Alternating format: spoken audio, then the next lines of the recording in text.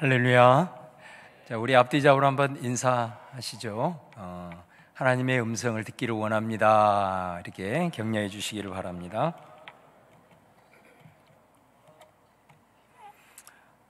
여러분, 우이독경이라는 말이 있습니다. 말을 해도 알아듣지 못하는 사람을 일컬을 때 쓰는 표현이죠. 제가 한 번씩 얘기합니다마는 아프리카에서 한 1년 동안 선교 활동을 하면서 그 현지인들, 특별히 현지인 사역자들과 만날 때 말이 통하지 않으니까 처음에는 반가웠는데 시간이 갈수록 굉장히 함께 있는 것 자체가 어색해지기 시작했습니다.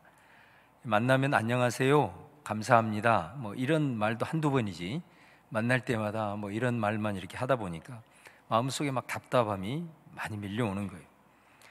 내 생각을 나눌 수 없고 또 표현할 수 없고, 그러다 보니까 관계도 뭐 진척도 안 되고 친밀감도 생기지도 않고, 그리고 표현하는 것에 대한 한계가 있기 때문에 이게 자칫 잘못하면 계속해서 서로가 서로를 오해하는 이런 일들이 많았습니다.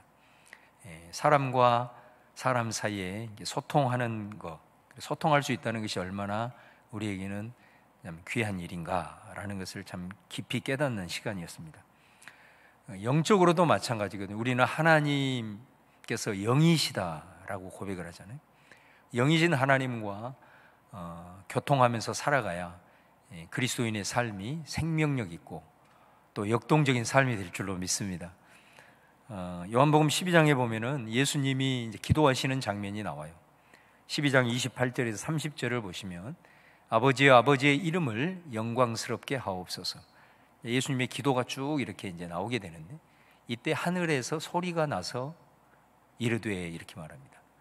하늘에서 소리가 들렸는데 뭐라고 하늘에서 음성이 들려왔냐면, 내가 이미 영광스럽게 하였고 또 다시 영광스럽게 하리라 하는 하늘의 음성이 들려온 것입니다. 그런데 이 하나님의 음성이 하늘에서 이제 들려왔는데, 예수님 곁에 있는 사람들은 그 음성을 듣지 못합니다.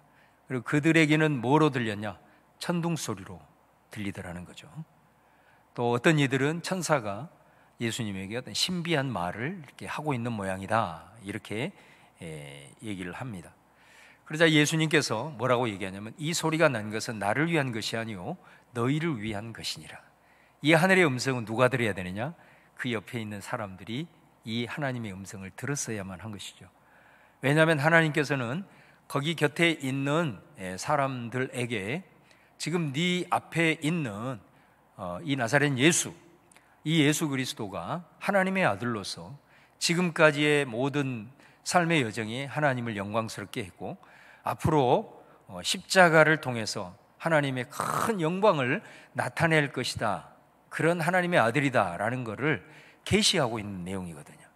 그러니까 이 말을 누가 들어야 되는, 예수님이 듣는 것도 좋지만 그 옆에 사람들에게 하나님의 음성이 들려졌는데 그들은 이 음성을 듣지 못하고 천둥 소리로 듣게 되는, 그러니까 이게 이제 영적으로 소통이 되지 않는 이런 이제 상황을 단적으로 잘 보여주는 본문이라고 할 수 있습니다. 우리가 영이신 하나님 그리고 예수님을 믿음으로써 우리에게는 영적 DNA가 형성이 되는데, 그 하나님과 영적으로 이렇게 소통하지 못하고 우리의 눈이 흐려지고 우리의 영의 귀가 막히게 되면은 사람 관계도 그렇듯이 자꾸 이게 관계가 점점 멀어지게 됩니다. 그리고 이렇게 소통이 되지 않고 흐려지고 막아지게 되면 모든 면에서 항상 오해하기가 쉽습니다. 하나님에 대해서도 영적으로 이렇게 불통이 되면 하나님을 늘 오해하게 됩니다. 그러다 보니까 늘 스스로가 시험에 빠지게 되고 결국은 단절 아닌 단절을 맞이하게 되는 거죠. 그래서 이 하나님과의 영적인 이 소통이 막히는 이 단절은 그리스도인에게 있어서는 참 어떻게 보면 저주와도 같은 그런 일이라고 할 수가 있습니다. 오늘 우리가 읽은 이 구약 성경 사무엘상, 이거는 배경이 사사시대의 거의 끝자락이라고 할 수가 있습니다. 여러분, 우리가 잘 아는 대로 사사시대는 사사기에 나와 있는 그런 시대입니다.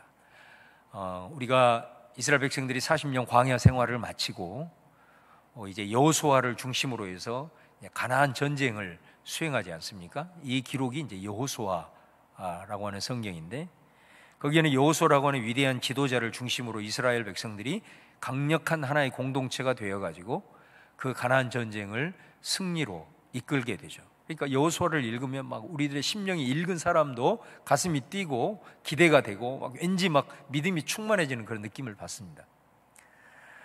그런데 이 여호수아가 죽으면서 이제 사사 시대로 넘어가게 됩니다.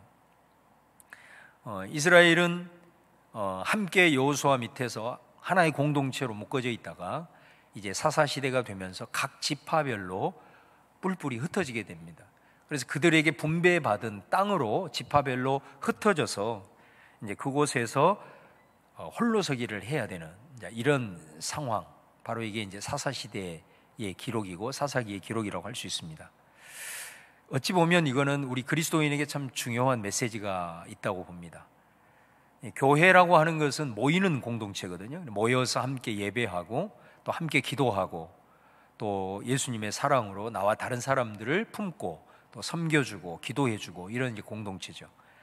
그런데 또 교회는 이런 모이는 공동체만이 아니라 흩어지는 공동체입니다. 우리가 이렇게 모여서 예배하고 여기 계속 모여 있는 게 아니라 우리 각자가 이제는 흩어지는 교회가 되어가지고 우리들의 삶의 자리로 나아가는 거죠. 우리가 교회에 모인 곳이 어찌 보면 여호수아를 중심으로 이스라엘 백성들이 이렇게 뭉쳐 있다라고 한다면, 이제 우리가 삶의 자리로 각자가 흩어지는 것, 바로 이게 여호수아 이후의 사사 시대와 같은 것이라고 볼 수 있습니다. 근데 안타깝게도 이 사사 시대는 실패한 역사로 규정을 합니다. 이 흩어진 각 지파들이 그곳에서 홀로 서기에 실패를 하게 되죠. 그곳에서 가나안의 문화에 동화되고 그 문화의 중심에 있는 종교를 결국은 그들이 우상으로 받아들이게 되고 영적으로 파산하게 되고 결국 그것은 도덕적인 타락으로 이어지게 되어서 사사기를 읽으면 하나님의 말씀임에도 불구하고 굉장히 마음이 사실은 불편하고, 하나님의 백성이 이렇게까지 망가질 수가 있구나, 이렇게까지 타락할 수 있구나 라는 것을 생생하게 보여주는 그런 실패의 기록이 사사기라고 할 수가 있습니다. 이건 역시도 우리에게 시사점이 있다고 봐요. 우리가 교회에 이렇게 함께 모여 있을 때는 우리가 정말 신앙이 좀 살아있는 것 같고 또 뭔가 하나님을 위해서 대단한 일을 행하는 것 같고 그런 사람인 것 같은데, 우리가 각자의 삶의 현장으로 들어가서 홀로 설 때 세상 앞에 힘을 쓰지 못하고 무너지는, 쓰러지는 그런 그리스도인의 현실을 어떻게 보면 적나라하게 보여주는 그런 말씀이 아닌가 싶습니다. 그럼 왜 이 사사시대에 실패했는가? 그들이 함께 이렇게 모여 있을 때는 성공했는데 흩어져서는 왜 이렇게 무너졌는가? 바로 이 질문을 던지면서 오늘 주신 말씀으로 그 답을 한번 찾아가 보려고 합니다. 이 사사시대의 끝자락을 대변하는 한 인물이 오늘 본문에 나오는데 바로 엘리라고 하는 대제사장입니다. 이 엘리는 대제사장인 동시에 사사입니다. 그래서 사무엘상 4장 18절 말씀에 보시면은 그 끝부분에 보면 이런 말씀이 있습니다. 그가 이스라엘의 사사가 된 지 40년이었더라, 이런 표현이 나옵니다. 그러니까 그는 대제사장인 동시에 사사로서의 역할을 이제 감당을 했던 거죠. 사사는 왕이 세워지기 이전에 왕과 같은 역할을 했던 그런 지도자라 이렇게 이해를 하시면 됩니다. 근데 이 사사가 이제 다스리는, 사사가 지도자로 서 있는 이 사사 시대를 잘 표현해 주는 말씀이 있습니다. 사사기를 요약하는 한 구절이라고 할 수 있는데 사사기 21장 25절 말씀인데요, 이 말씀을 같이 한번 봉독하겠습니다. 시작. 그때 이스라엘의 왕이 없으므로 사람이 각기 자기의 소견에 옳은 대로 행하였다. 왕이 없는 것은 맞습니다. 그러나 왕이 세워졌어도 이스라엘에게 있어서는 왕은 하나님이십니다. 하나님이 다스리는 땅이죠. 하나님이 다스리는 백성. 그러니까 여기서 왕이 없었다라는 것은 사실은 그들이 하나님의 왕되심을 인정하지 않았다라는 의미입니다. 하나님이 다스리는, 하나님의 통치가 있는데 그 통치에는 반드시 통치 이념이 있겠죠. 바로 그 이념은 하나님의 백성들에게 이미 하나님께서 모세를 통해서 주신 율법의 말씀이 바로 하나님의 통치 이념이라고 할 수 있습니다. 그러니까 이 사람들이 하나님의 왕되심을 인정하지 않았다는 것은 그 하나님의 통치 이념이신 하나님의 말씀을 떠나서 살았다, 이렇게 말할 수가 있겠죠. 그러니까 기준이 없어지는 거죠. 기준이 없어지다 보니까 어떻게 하느냐, 다 자기 각각 자기 생각에 옳은 대로 모든 상황을 판단하고 그렇게 이제 행동을 하게 되다 보니까 사사 시대는 말 그대로 무법천지 시대가 되는 것입니다. 세상에 이런 사건이 발생할 수 있구나라는 것을 보여주고, 성경 속에서도 가장 암흑 또 타락의 광경이 나타나는 게 바로 사사기의 모습이라고 할 수 있습니다. 오늘 3장 1절에 보면은 이런 말씀이에요. 사사시대의 연장으로 아이 사무엘이 엘리 앞에서 여호와를 섬길 때는 여호와의 말씀이 희귀하여 이상이 흔히 보이지 않았더라. 원래 희귀한다는 것은 그 희소같이 작기 때문에 귀한, 그런 의미도 있죠. 그런 다른 의미로는 매우 부족하다라고 하는 그런 의미도 함께 내포하고 있습니다. 그러니까 하나님의 말씀이 희귀하다는 것은 그 말씀 자체에는 너무 귀한데 그 소중한 말씀이 사실은 너무 부족하다, 그런 의미가 되겠죠. 하나님의 말씀이 하나님의 백성들에게는 영혼의 양식이고 생명의 양식인데 이것을 먹을 수 없고 이것을 들을 수가 없다면 그런 시대는 이제 영적인 기근의 시대라고 할 수가 있겠습니다. 이상이 흔히 보이지 않더라. 하나님의 말씀이 들리지 않고 하나님의 말씀을 볼 수 없으니 그들에게 무슨 꿈이 생기고 거기에는 무슨 비전이 생기겠어요. 그리스도인에게는 하나님의 말씀이 있어야 그 말씀을 통해서 성령이 역사하셔서 우리에게 꿈이 생기고 하나님의 나라의 비전이 생기는 거잖아요. 하나님의 말씀을 듣지 못하고 볼 수 없으니 그들에게는 꿈과 희망이 사라지는 그런 시대였다라는 것입니다. 여러분, 예를 들면 우리 같은 한반도지만 북녘 땅에는 하나님의 말씀이 기록되어 있는 성경을 소지할 수 없잖아요. 성경을 소지하다 걸리면 이제 처형을 받게 됩니다. 그런데 북한에는 여전히 일제시대 때부터 이어내려온 신앙의 전통이 살아 있습니다. 지하교인들이 지금도 있습니다. 근데 지하교인들은 성경을 가지고 다닐 수 있게, 이분들은 얼마만큼 하나님의 말씀을 사모한, 그래서 성경을 몇 장씩 찢어가지고 사람 몸의 가장 은밀한 곳에 숨겨고 다니면서 그 말씀을 꺼내서 순간순간 본다라는 거죠. 이런 그 사모함을 가지고 성경 말씀을 그들은 가까이 하고 있다.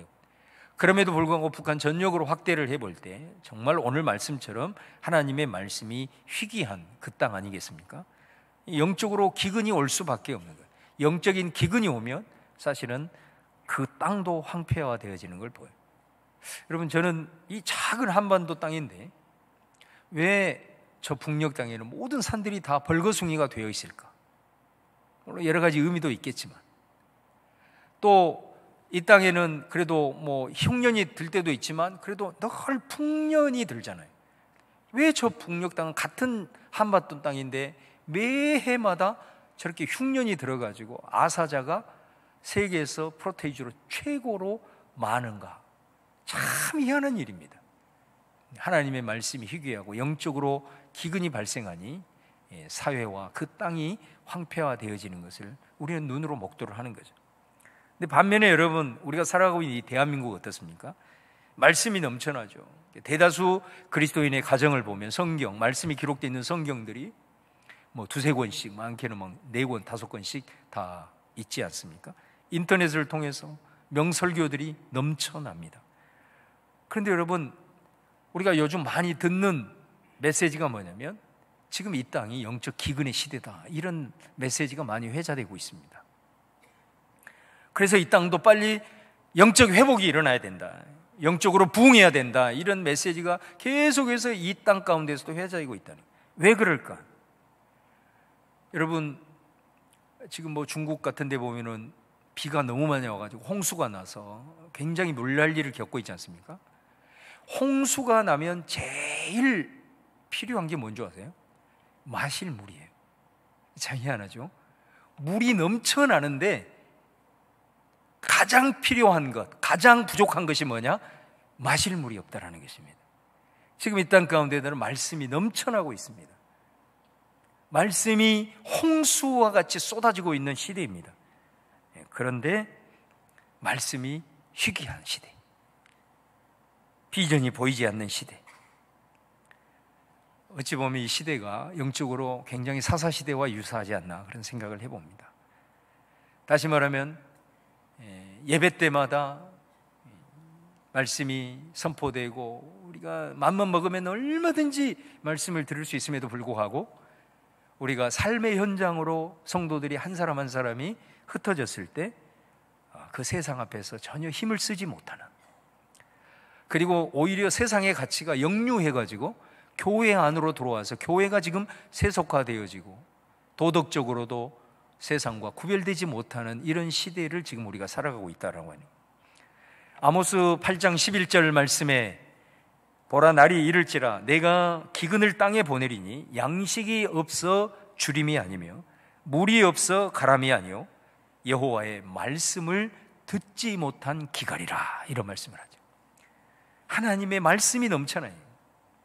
그런데 말씀이 넘쳐나는데 그 속에서 하나님의 음성을 듣지 못하는 영적인 기근의 시대, 하나님의 음성을 듣지 못하는 시대.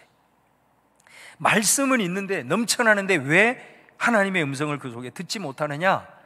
바로 오늘 사무엘상은 그 이유를 잘 보여주고 있습니다. 오늘 2절 말씀에 보면 엘리의 눈이 점점 어두워가서 잘 보지 못하는 그때에 그가 자기 처소에 누웠다. 하나님의 음성을 가장 민감하게 들어야 될 사람이 누구냐? 바로 제사장이죠.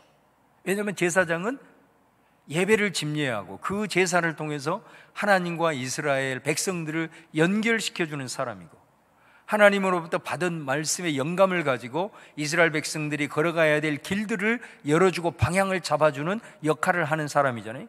그러니까 가장 하나님의 말씀을 민감하게 들어야 되고 그 영감 어린 말씀으로 충만해야 될 사람이다라는 거예요. 그런데 그가 눈이 어두워졌다. 이게 육안이 어두워졌다는 게 아니고 영적인 눈이 흐려지고 귀가 막혀버려서 더 이상 하나님의 음성을 듣지 못한다, 이제 그런 말씀이 되는 거예요. 근데 여러분 3절에 보면은 하나님의 등불은 아직 꺼지지 아니하였으며 사무엘은 하나님의 궤에 있는 여호와의 전 안에 누웠다. 2절과 3절을 한번 비교를 해보십시오. 2절에 대제사장은 어디에 누워 있습니까? 자기 처소에 누워 있대요. 그런데 3절을 시작하면서 하나님의 등불이 꺼지지 않았답니다. 이 사사시대의 모든 사람들이 영적인 귀가 지금 닫혀 있고 눈이 흐려진, 그럼 뭐를 통해서 알 수 있냐? 대제사장이 그 정도니까 일반 백성들은 어떠하겠나? 그럼에도 불구하고 오늘 말씀은 하나님의 희망의 불씨는 남아있다라고 말하거든요. 그러면서 사무엘이 등장하고 있어요. 근데 사무엘은 어디에 누워있느냐?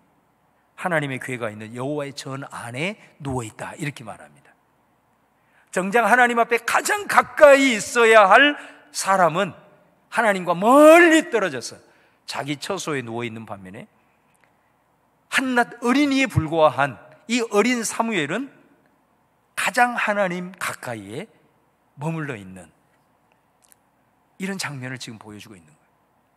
그 결과는 어떠하냐? 4절 말씀에 여호와께서 사무엘을 부르시는지라 그가 대답하되 내가 여기 있나이다. 하나님이 사무엘을 부르십니다. 이 말씀은 어떤 의미일까요? 사무엘에게는 하나님의 음성이 들렸다, 이 말입니다. 사무엘은 어린아이입니다. 대제사장의 시종처럼 성소에 봉사하면서 엘리에게 훈련을 받는 일종의 견습생이거든요. 근데 당연히 하나님의 말씀을 들어야 할 엘리는 하나님의 음성을 듣지 못하고 아직 분별할 수 없는, 판단력을 없는 어린아이는 하나님의 음성이 들려온다. 이거는 누가 봐도 정상적 상황은 아닌 거예요. 그런데 이것을 거꾸로 뒤집어 보면 바로 이 사실 때문에 하나님의 불씨는 꺼지지 않고 있는 거죠.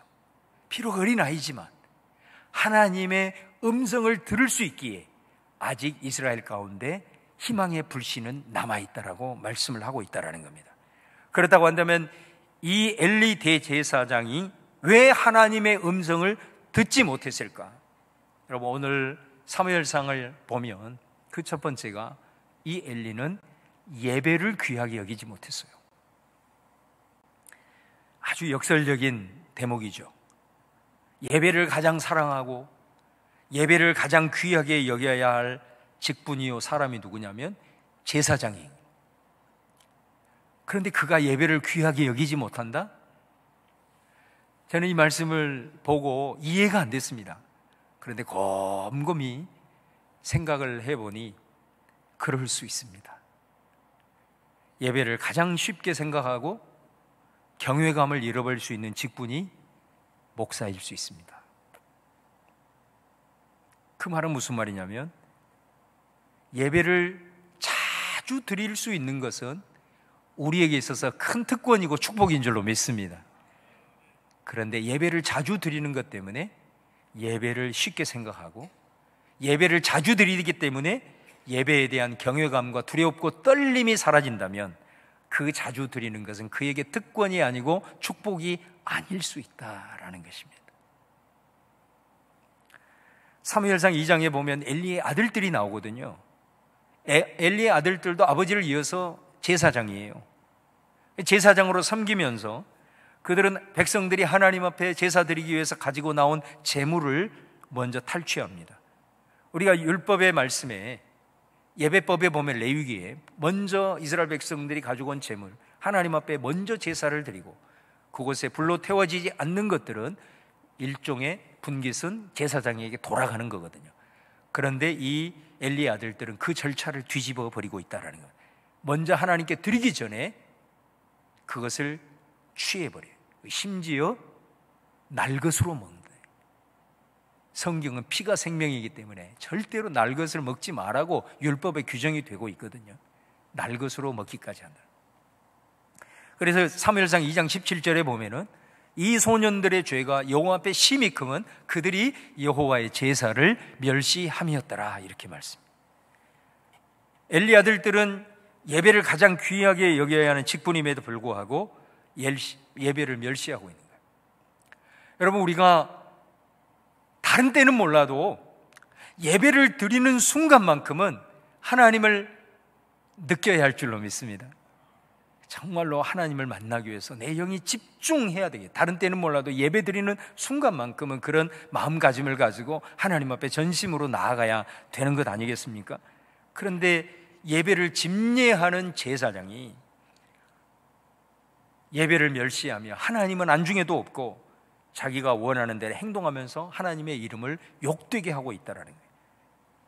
그러다 보니 영적으로 완전히 막히게 되고 영적으로 단절이 되다 보니 결국은 그가 어떤 행동을 하고 어떤 삶으로 이어지느냐면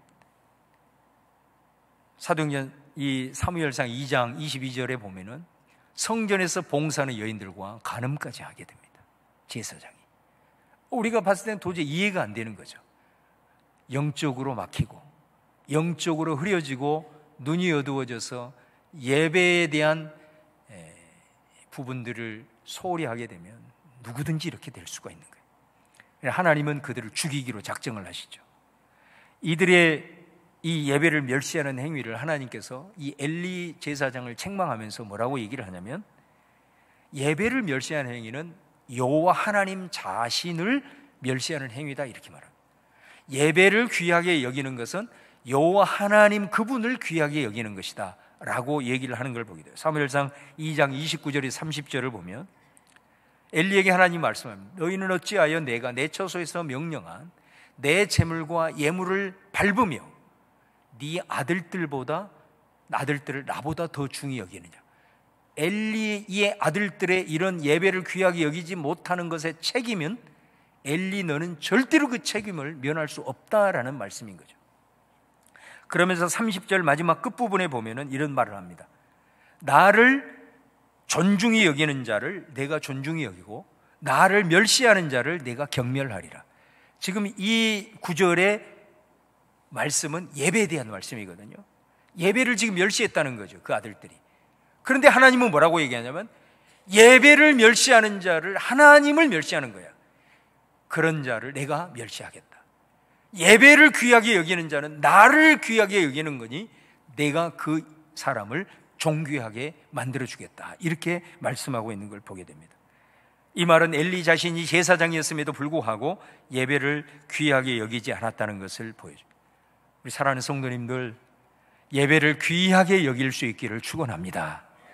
여러분들의 삶이 살다 보면 뒤틀리고 무너졌을 때 그리스도인들은 가장 먼저 생각해야 될 것이 뭐냐? 내 예배를 돌아봐야 됩니다. 내 예배에 무너짐은 없는지, 내가 하나님을 향한 예배를 나는 지금 어떤 모습으로 드리고 있는지를 먼저 돌아봐야 됩니다. 놀랍게도 거기에 답이 있는 걸 보게 돼요. 예배가 회복이 되어지면 모든 삶의 자리는 다시 정상적으로 오게 되어 있습니다. 예배를 생명처럼 붙드시고 예배를 귀하게 여기신 우리 성도님들 꼭 되시기를 주님의 이름으로 축원합니다.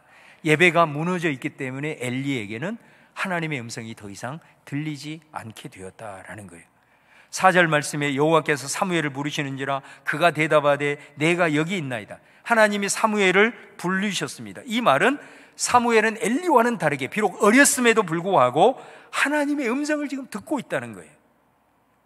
어떻게 해서 이 사무엘은 이 하나님의 음성을 들을 수 있었을까? 사무엘은 엄마로부터 젖을 뗀 후에 바로 성소에 바쳐진 아이입니다. 여러분, 사무엘상은 이 사사시대 끝자락이라고 그러잖아요. 지금 엘리가 통치하고 있는 시대니까. 그런데 이 사무엘상을 시작을 하면서 그런 영적으로 혼돈스럽고 제사장뿐만 아니라 사람들이 하나님의 음성을 듣지 못하는, 말씀이 희귀한 이런 시대 속에 사무엘상 1장을 시작하면서 뭐를 먼저 얘기를 하느냐면요, 사무엘의 부모님을 보여줍니다.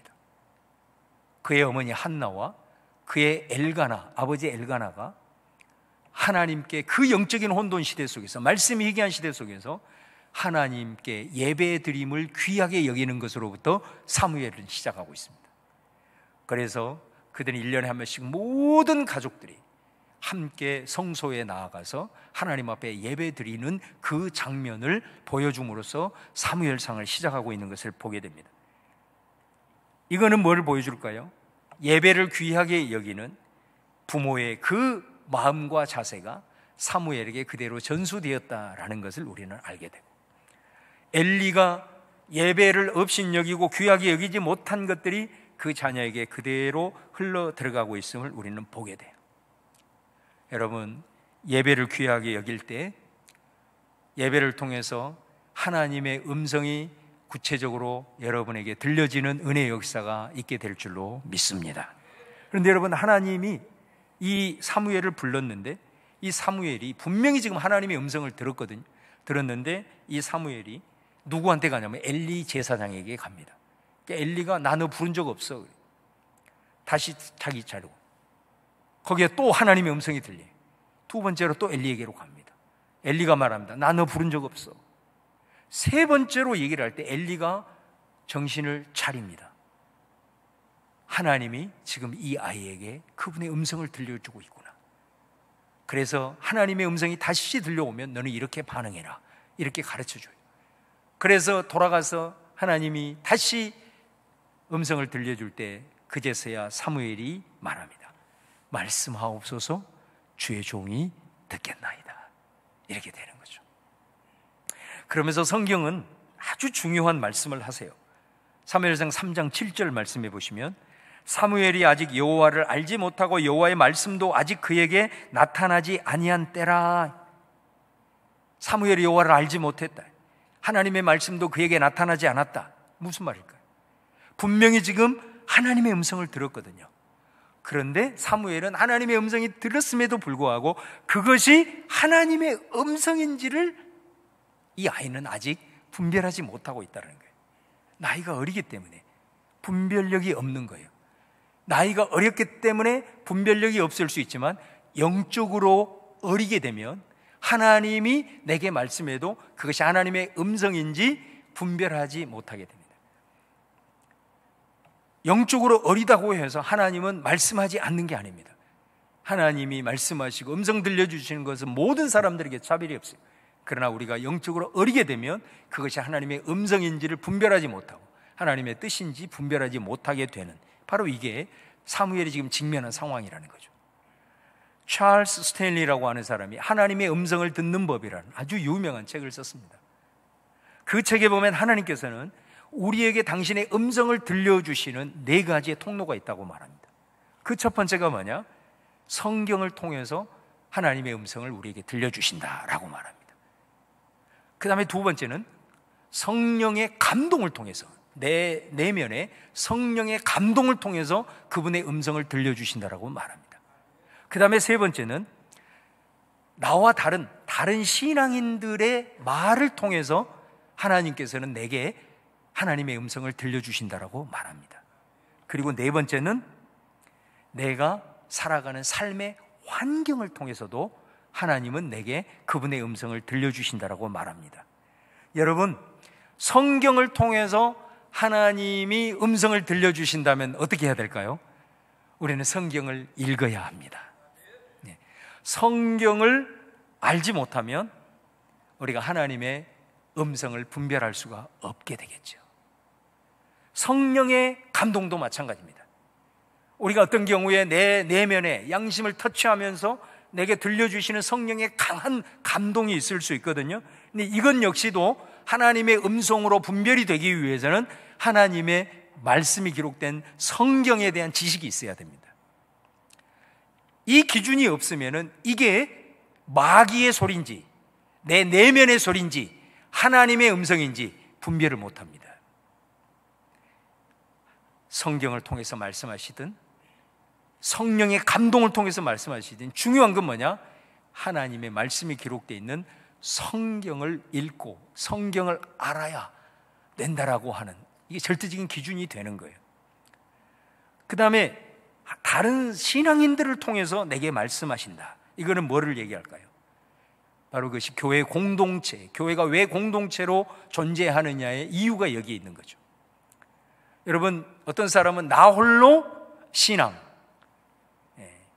처음에는 좋을 수 있어요. 얼마 가지 않아서 굉장히 완고한 고집센 신앙, 왜곡된 신앙으로 전락하기 쉽습니다. 반드시 우리의 신앙은 공동체를 통해서 점검되어야 합니다. 그리고 나와 다른 사람을 통해서 역사하시는 하나님을 봐야 나만의 하나님으로 만들지 않습니다. 공동체를 떠나버리면 나홀로 신앙인들은 어느 순간 자기만의 하나님을 만듭니다. 하나님이 그렇게 좁은 하나님이 아니거든요. 나만의 하나님을 만든 사람은 다른 상황에 직면했을 때 그 상황을 헤쳐나갈 수 있는 힘을 못 갖습니다. 다른 사람을 통해서 역사하시는 하나님을 보고 간접적으로 보고 체험을 해야 그 사람의 신앙의 지평이 넓어지고 저런 경우에 저렇게 하나님이 역사하시는구나, 이걸 알아야 신앙으로 크게 자랄 수가 있는 것이거든요. 그러니까 다른 사람의 말을 통해서 하나님이 음성 들려주시는 이것이 대단히 중요합니다. 이것은 바로 공동체 안에서 소그룹으로 서로 하나님의 말씀을 나누는 중요성, 바로 그것을 우리에게 말씀하고 있는, 이게 우리 그리스도인들이 교회 공동체를 통해서 누려야 될 굉장히 중요한 특권 중에 하나라는 것입니다. 그 다음에 네 번째, 환경을 통해서도 말씀해요. 어느 순간 하나님께서 우리에게 감당할 수 없는 복을 부어주실 때가 있습니다. 또 어떤 경우는 내가 이해할 수 없는 삶의 고난의 문제가 내게 다가올 때가 있습니다. 그런데 이런 환경을 통해서도 하나님은 우리에게 말씀하시고자 한다라는 거죠. 그랬을 때 어떻게 우리는 환경을 통해서 하나님이 내게 말씀하는 것을 내가 분별할 수 있고 들을 수 있느냐? 바로 이것은 묵상의 힘으로 가능합니다. 제가 요한복음 이제 예배 본문이 나오게 되면 바로 이 묵상이 개인 예배라는 것을 강조하게 될 텐데요. 여러분, 묵상은 쉽게 얘기하면 우리가 밥을 먹을 때 밥을 그냥 삼키지 않고 씹어 먹잖아요. 잘 씹어야 그것이 소화가 잘 돼서 그것이 우리들의 몸의 에너지로 나타나는 것처럼 말씀을 우리가 대한다는 게 말씀을 먹는 거예요. 씹는 것이 뭐냐? 그게 묵상이에요. 말씀을 씹는 거죠. 생각하는 겁니다. 그 말씀을 한 번 더 생각하는 겁니다.